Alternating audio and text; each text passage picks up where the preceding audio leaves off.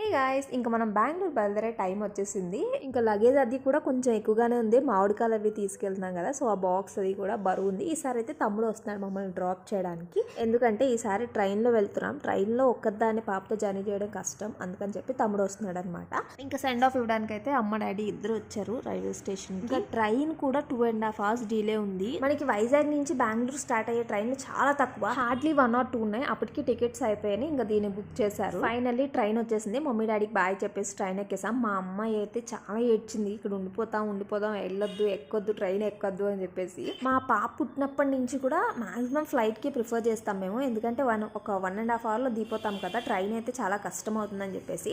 But ఈ మధ్య flight rates బీభత్సంగా పెంచేశాడు అనమాట, అందుకే ఇంకా ట్రైనే బుక్ చేసుకుంటున్నాము. పాపం దాని ఫేస్ చూడండి ఎంత టైర్డ్ అయిపోయిందో, నైట్ అంతా అస్సలు పడుకోలేదనమాట, అందుకే అలా ఉంది. ఇంకా ట్రైన్ అయితే 4 hours డిలేతో బెంగళూరు వచ్చింది. మేము వచ్చేసరికి క్లైమేట్ అదిరిపోయింది.